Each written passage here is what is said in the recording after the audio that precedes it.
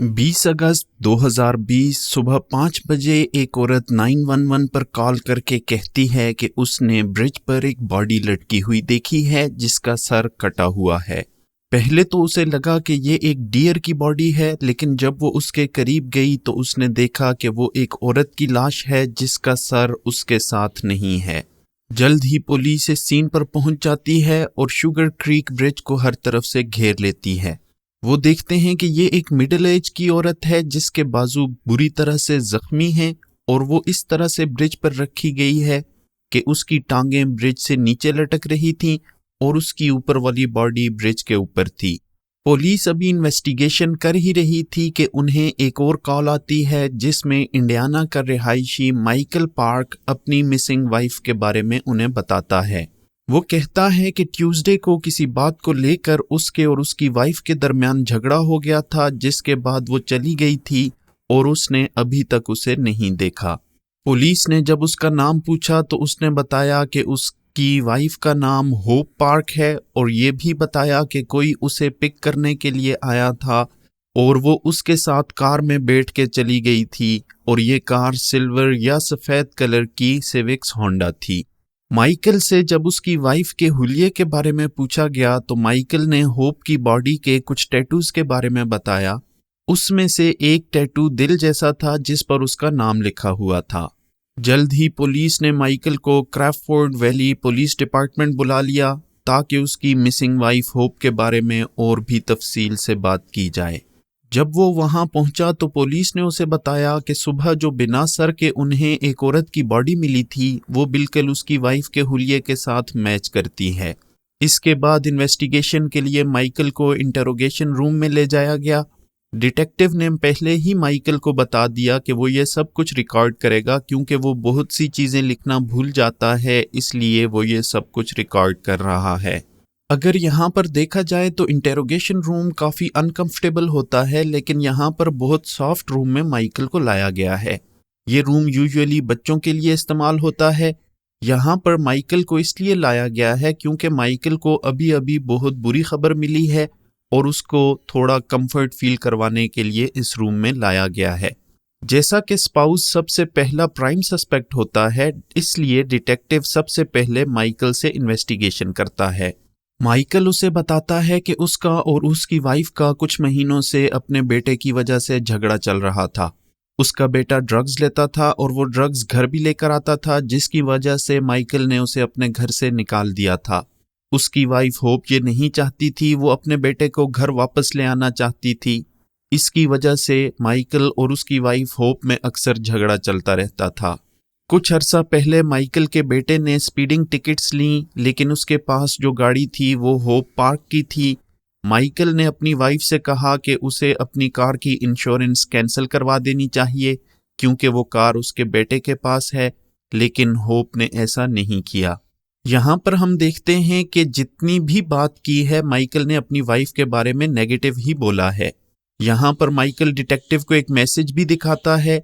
अपना mobile detective को देने के बाद वो पीछे होकर बैठ जाता है और अपने हाथ से अपने मुंह को कवर कर लेता है। वो अपने हाथों को ऐसी पोजीशन पर रखता है जैसे कि वो डिटेक्टिव और उसके दरमियान में एक रुकावट का काम कर रहे हों। ये तब किया जाता है जब कोई स्ट्रेस में होता है या कुछ खतरा फील कर रहा होता है। अगले कुछ मिनटों के लिए वो अपना हाथ अपने मुंह पर ही रखता है। यहाँ से हमें पता चलता है कि माइकल कुछ तो छुपा रहा है। माइकल डिटेक्टिव को बताता है कि उसकी वाइफ हर एक चीज को कंट्रोल करना चाहती थी। माइकल का यह जवाब इस डिटेक्टिव के सवाल से बहुत हटकर था। वो ये बता रहा था कि उसकी वाइफ कितनी कंट्रोलिंग है। माइकल कोई भी चांस मिस नहीं कर रहा था और होप के बारे में बुरा ही बोलता जा रहा था। यहाँ पर माइकल डिटेक्टिव को बताता है कि उसे एंगर इशू है और उसे गुस्सा बहुत जल्द आ जाता है और वो इसके लिए मेडिकेशन ले रहा है। ये डिटेक्टिव के लिए एक और बहुत बड़ा क्लू था क्योंकि डिटेक्टिव ने उससे ऐसा कुछ पूछा ही नहीं था। माइकल खुद से ही इंफॉर्मेशन दिए जा रहा था। उसने डिटेक्टिव से ये भी कहा कि उसने होप के साथ कुछ भी बुरा नहीं किया। इससे डिटेक्टिव को ये पता चल गया था कि माइकल का ये बिहेवियर कभी कभी माइकल को बहुत ज़्यादा वायलेंट कर लेता था। डिटेक्टिव के लिए माइकल की अननेसेसरी इन्फॉर्मेशन भी एक रेड फ्लैग की तरह थी, क्योंकि जब इंसान कोई स्टोरी बिल्ड कर रहा होता है तो वो अपने ट्रैक से हटकर ओवर इन्फॉर्मेशन देता है। यहाँ पर माइकल ने यह भी बताया कि वो अपनी वाइफ को हर्ट करना चाहता था, लेकिन उसने ऐसा कुछ नहीं किया। डिटेक्टिव ने जब उसके बेटे के बारे में पूछा तो उसने बताया कि जून और होप आपस में ज्यादा करीब थे और वो और उसकी बेटी एक दूसरे के ज्यादा करीब हैं। यहाँ पर माइकल ने यह भी बताया कि होप अपने बेटे के लिए कुछ भी कर सकती थी और ये बात माइकल को बहुत गुस्सा दिलाती थी। माइकल अपनी वाइफ के लिए बहुत सख्त अल्फाज यूज कर रहा था। वो इस तरह की स्टोरी बिल्ड कर रहा था जिसमें उसकी वाइफ और उसका सन बहुत ज्यादा टॉक्सिक दिखाए गए हों।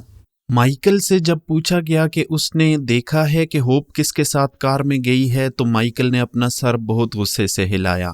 अगर माइकल को देखा जाए तो वो यहाँ अपने झगड़े को लेकर ज्यादा फिक्रमंद था। उसे इस बात की कोई फिक्र नहीं थी कि उसकी वाइफ सुबह मरी हुई पाई गई है। जब दोबारा माइकल के सामने ये बात की गई कि उसके वाइफ के टैटू और जो औरत सुबह उन्हें मिली थी उसके टैटू मैच कर रहे हैं, तो इसके बावजूद भी माइकल का कोई भी रिएक्शन नहीं था। उसने अपना चेहरा दोबारा से अपने हाथों से कवर कर लिया और डिटेक्टिव से दूर देखने लगा। साथ ही उसने अपनी टांगों की पोजीशन भी चेंज कर ली थी। ये मूवमेंट अक्सर तब की जाती है जब कोई बंदा स्ट्रेस में हो। इसके बाद डिटेक्टिव ने माइकल से होप की गाड़ी और घर की तलाशी लेने के बारे में पूछा तो माइकल ने अपना चेहरा रब किया और अपनी टांगें भी हिलाईं। इसका ये मतलब था कि वो इसके बारे में काफी अनकंफर्टेबल सा फील कर रहा है। माइकल को फिर इंटेरोगेशन रूम में अकेला छोड़ दिया गया और माइकल बार बार अपनी पोजीशन चेंज करता गया। एक पोजीशन में तो उसने अपने दोनों हाथ अपने मुंह के आगे रख लिए और ये इंडिकेट कर रहा था कि वो कितना ज्यादा अनईजी और स्ट्रेस फील कर रहा है। इस ब्रेक के दौरान पुलिस माइकल के घर जाती है और वहां पर सर्च करती है। जैसे जैसे वो सर्च करते हैं तो उन्हें होप की डिसअपीयरेंस के बारे में बहुत से क्लूज मिलते हैं। इसके बाद डिटेक्टिव दोबारा माइकल को इंटेरोगेशन रूम में बुलाता है ताकि उन्हें जो बहुत से क्लूज मिले हैं उसके बारे में पूछा जाए। डिटेक्टिव ने माइकल से पूछा कि क्या वो किसी के बारे में जानता है जो होप को कोई नुकसान पहुंचाना चाहता हो। माइकल ने अपना सर नहीं में हिलाया। डिटेक्टिव ने जब माइकल से पूछा कि वो किसी और के इतना करीब नहीं थी जैसा कि तुमने बताया, तो माइकल ने जवाब दिया कि वो सिर्फ लोगों को गुस्सा दिलाना जानती थी। इस पर डिटेक्टिव ने दोबारा माइकल से पूछा कि वो गुस्सा दिलाती थी या फिर तुम, तो माइकल ने जवाब दिया नहीं, वो इस चीज को बहुत अच्छे तरीके से जानती थी। माइकल के चेहरे पर यह जवाब देते वक्त एक मुस्कुराहट सी थी जो कि नहीं होनी चाहिए थी। ये काफी ज्यादा शॉकिंग था कि माइकल अपनी वाइफ के बारे में बहुत बुरा बोल रहा था जबकि वो मर चुकी है। डिटेक्टिव ने फिर माइकल को बताया कि उन्होंने उसके घर पर कहीं खून के धब्बे देखे हैं। क्या उन धब्बों का कोई रीजन हो सकता है? इस सवाल ने माइकल को काफी हैरान और खामोश कर दिया था। डिटेक्टिव ने जानबूझकर ऐसा सवाल किया था। ऐसे सवाल को बैड क्वेश्चंस कहते हैं। डिटेक्टिव बहुत बारीकी से माइकल का बिहेवियर चेक कर रहा था कि वो इस सवाल पर अपना क्या रिएक्शन शो करेगा। माइकल ने जवाब दिया कि हाँ, उसे लग गई थी और ये खून उसका है। जब डिटेक्टिव ने गैराज वाले खून के बारे में पूछा तो माइकल ने जवाब दिया कि वहां पर उसकी उंगली कट गई थी और इस वजह से वहां पर खून होगा। यहाँ पर माइकल ने अपने ट्रक के बारे में भी कुछ रिमार्क पास किए जो कि बिल्कुल ही इस सिचुएशन से दूर थे। डिटेक्टिव ने माइकल को बताया कि हमने पूरे घर की तलाशी ली है और हमें सब कुछ मिल चुका है। माइकल का जवाब था, क्या सब कुछ? डिटेक्टिव ने जवाब दिया कि जो कुछ बाकी रह गया था वो उन्होंने ढूंढ लिया है। तो माइकल ने सिर्फ अच्छा में जवाब दिया। डिटेक्टिव ने उसे बताया कि उन्होंने उसका सर भी तलाश कर लिया है। इस पर माइकल ने कोई भी शॉकिंग रिस्पॉन्स नहीं दिया, बल्कि उसने काफी लंबी गहरी सांस ली और पीछे होकर बैठ गया और दोबारा से अपना हाथ अपने मुंह पर रख लिया, जैसा कि उसने कुछ छुपाया हुआ हो। इतनी दिल दहला देने वाली बात के बाद भी माइकल इतना ठंडा सा था जैसा कि उसे इस बात की फिक्र ही ना हो कि उसकी वाइफ का कटा हुआ सर उसके घर से मिला है। इस सर के अलावा पुलिस को घर के बाहर घास पर खून के निशान, बैक स्टेयर्स पर भी, और साथ में उनका जो पीछे वाला आंगन था उस पर भी खून के निशान मिले थे। जब गैराज की तलाशी ली गई तो उसमें भी खून के निशान और गैराज के दरवाजे में भी काफी ज्यादा सबूत मिले। इसके साथ साथ उन्हें बुलेट शेल्स भी ग्रास पर पड़े हुए मिले। گھر اندر سے کافی زیادہ کلین تھا، لیکن جب آفیسر بیسمنٹ میں پہنچے تو انہیں کافی زیادہ شاکنگ چیز ملی۔ وہاں پر بھی کافی زیادہ خون بکھرا ہوا تھا اور بیسمنٹ کے درمیان میں ایک بہت بڑی کچرے کو پھیلایا گیا تھا۔ اس کے نیچے کچھ چیز چھپائی گئی تھی۔ جب اس کچرے کو وہاں سے ہٹایا گیا تو اس کے نیچے ہوپ کا وہ حصہ تھا جو کہ اس کی باڈی سے غائب تھا۔ اس کو کافی زیادہ پلاسٹک بیگ میں کور کیا گیا تھا اور وہ دھول سے بھرا ہوا تھا۔ مائیکل سے جب سوال کیے جا رہے تھے تو مائیکل نے جواب دیا کہ میں جانتا ہوں آپ کیا سوچ رہے ہیں، لیکن میں وہ نہیں تھا۔ ڈیٹیکٹیو نے پوچھا تو پھر کون ہو سکتا ہے؟ تو مائیکل نے جواب دیا میرے بیٹے سے پوچھو۔ مائیکل اب اپنے بیٹے کو اس سب کے پیچھے قصوروار ٹھہرانا چاہتا ہے۔ ڈیٹیکٹیو نے مائیکل سے کہا کہ تمہارے علاوہ اور کوئی بھی نہیں ہے جو کہ ہوپ کو نقصان پہنچانا چاہتا ہو۔ مائیکل نے اپنا سر نہیں میں ہلایا کہ میں وہ نہیں تھا جس نے ہوپ کو مارا ہے۔ ساتھ میں مائیکل نے اپنی پوزیشن کئی بار چینج کی۔ مائیکل کے آنسرز اور اس کا بیہیویئر ایک ریڈ فلیگ ہے، لیکن ابھی تک پولیس کو کوئی فزیکل ایویڈنس نہیں ملا تھا کہ ان سب کے پیچھے مائیکل ہی ہے۔ ڈیٹیکٹیو نے مائیکل سے پوچھا کہ ہوپ کے ساتھ آخر ہوا کیا ہے، کیونکہ اس رات صرف وہی گھر پر اکیلا تھا۔ یہاں پر تھوڑی دیر خاموش رہ کر مائیکل نے جواب دیا کہ مجھے لگتا ہے مجھے اب لائر کی ضرورت ہے، کیونکہ آپ لوگ میری بات نہیں سن رہے۔ جب کلپریٹ وکیل کی ڈیمانڈ کر لے تو یہاں پر انٹرویو ختم ہو جاتا ہے، لیکن یہاں پر مائیکل نے کہا شاید مجھے وکیل کی ضرورت ہے۔ اس کا مطلب ہے کہ ڈیٹیکٹیو ابھی بھی لیگلی اس انٹرویو کو آگے لے جا سکتا ہے۔ مائیکل انہیں بتاتا ہے کہ وہ 1000 دفعہ انہیں بول چکا ہے کہ وہ ایسا نہیں کر سکتا اور اس نے ہوپ کو نہیں مارا۔ یہاں پر ایک اور ڈیٹیکٹیو مائیکل کو کہتا ہے کہ تم ہی اس رات گھر پر تھے، صرف تم ہی ہو جو ہمیں یہ بتا سکتے ہو کہ ہوپ کے ساتھ کیا ہوا ہے۔ یہاں پر مائیکل کی باڈی لینگویج دیکھی جائے تو اس نے اپنے دونوں آرم اپنے چیسٹ پر رکھے ہوئے ہیں۔ یہ ایک پروٹیکٹیو پوزیشن ہے جو کہ اسے ڈیٹیکٹیو سے پروٹیکٹ کر رہی ہے، اور وہ کافی زیادہ انکمفرٹیبل اور سٹریس فیل کر رہا ہے۔ یہاں پر مائیکل کلیئرلی بول دیتا ہے کہ اسے لائر چاہیے۔ اس کا مطلب ہے کہ یہاں پر انٹرویو ختم ہو چکا ہے۔ اگلے 10 منٹ تک ڈیٹیکٹیو مائیکل کے ساتھ بیٹھا رہتا ہے اور اس دوران وہ اٹھ کر گھومتا ہے، اور جب وہ دوبارہ سے جا کر بیٹھتا ہے تو ڈیٹیکٹیو سے کافی دور بیٹھتا ہے اور اس کی طرف دیکھتا بھی نہیں۔ ایسا لگتا ہے جیسے مائیکل اس سچویشن سے بھاگنا چاہتا ہے۔ پھر کچھ اور پولیس آفیسرز اندر آتے ہیں اور مائیکل کو اریسٹ کر لیتے ہیں۔ اگلے کچھ دن پولیس پورے گھر اور کار کی تلاشی لیتی ہے، لیکن اسے کوئی بھی سالڈ پروف نہیں ملتا۔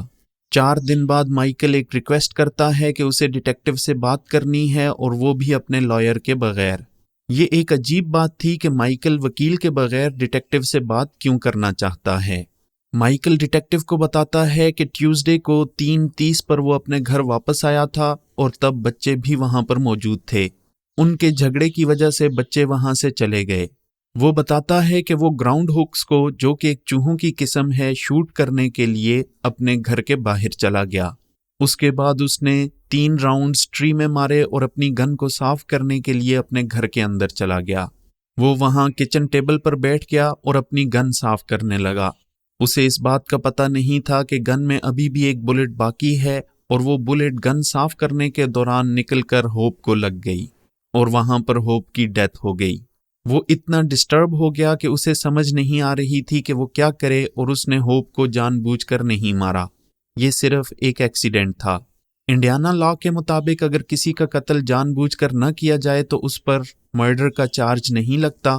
اب ڈیٹیکٹیو کو یہ بات پروف کرنی تھی کہ یہ مرڈر جان بوجھ کر کیا گیا ہے، لیکن ان کے پاس ایسا کوئی ایویڈنس نہیں تھا۔ مائیکل کی یہ نئی سٹوری بھی پوری طرح سچ نہیں تھی۔ اس میں مائیکل کافی زیادہ چیزیں چھپا رہا تھا۔ ڈیٹیکٹیو نے اسے پوچھا کہ جب وہ زمین پر پڑی ہوئی تھی تو اس کے بعد مائیکل نے کیا کیا۔ اس نے بتایا کہ اس نے جلدی سے ہوپ کو کور کیا اور بیسمنٹ میں لے گیا، اور سارے ثبوت اس نے مٹا دیے۔ اگر لاجیکلی سوچا جائے تو اگر کوئی پیار کرنے والا جب کسی سے ایکسیڈنٹلی ہرٹ ہو جاتا ہے تو وہ سب سے پہلے پولیس کو کال کرتا ہے اور ایمبولینس بلاتا ہے تاکہ اسے بچایا جا سکے، لیکن مائیکل نے ایسا کچھ نہیں کیا، بلکہ سب کچھ چھپانے کی کوشش کی۔ ایکچوئل ایویڈنس کے مطابق گولی بہت قریب سے چلائی گئی تھی، لیکن مائیکل جو کچھ بتا رہا تھا وہ اس ایویڈنس کے ساتھ میچ نہیں ہو رہا تھا۔ جب مائیکل سے پوچھا گیا کہ وہ ہوپ سے کتنے دور تھا جب گولی چلی، تو مائیکل نے بتایا کہ اسے کچھ یاد نہیں۔ اس نے گن اس کے سر پر نہیں رکھی تھی اور گولی ایکسیڈنٹلی چلی تھی تو تھوڑا دور سے چلی ہوگی۔ ڈیٹیکٹیو نے جب اس سے پوچھا کہ ہوپ کی گردن کاٹتے وقت اس کے مسلز بھی ساتھ سکن کے جا رہے تھے یا پھر وہ بہت سموتھلی کٹ ہو رہی تھی، تو مائیکل نے جواب دیا کہ اسے کچھ بھی یاد نہیں۔ 4 گھنٹے کی انٹیروگیشن کے بعد بھی مائیکل اس بات پر اٹکا رہا کہ اس سے غلطی سے یہ ہوا ہے اور اس نے جان بوجھ کر ہوپ کو نہیں مارا۔ ٹرائلز کے دوران بھی انویسٹیگیٹر اس کیس کے پیچھے لگے رہے اور انہیں مائیکل کی سرچ ہسٹری سے کچھ ایسا پتا چلا جس سے یہ ثابت ہو سکتا تھا کہ مائیکل نے یہ مرڈر جان بوجھ کر کیا ہے۔ اس نے اپنی سرچ ہسٹری میں باٹل سائلنسر بنانا سرچ کیا تھا۔ اگر کسی کو یہ بات نہیں پتا کہ باٹل سائلنسر کیا ہے تو یہ ایک پلاسٹک کے میٹیریل سے بنا ہوا سائلنسر ہوتا ہے جو کہ گن پر لگایا جائے تو بلٹ کی آواز نہیں آتی۔ ساتھ میں یہ بھی سرچ کیا گیا تھا کہ اگر پلو کے اندر گن رکھ کر شوٹ کی جائے تو کیا وہ کام کرتی ہے۔ اس سے یہ بات پتہ چل چکی تھی کہ یہ مرڈر پری پلانڈ تھا اور یہاں پر مائیکل پر مرڈر کا چارج لگ جاتا ہے اور مائیکل کو 50 سال کی قید سنائی جاتی ہے۔ یہ قید 2070 میں جا کر ختم ہوگی جب وہ 94 ایئرز کا ہو چکا ہوگا۔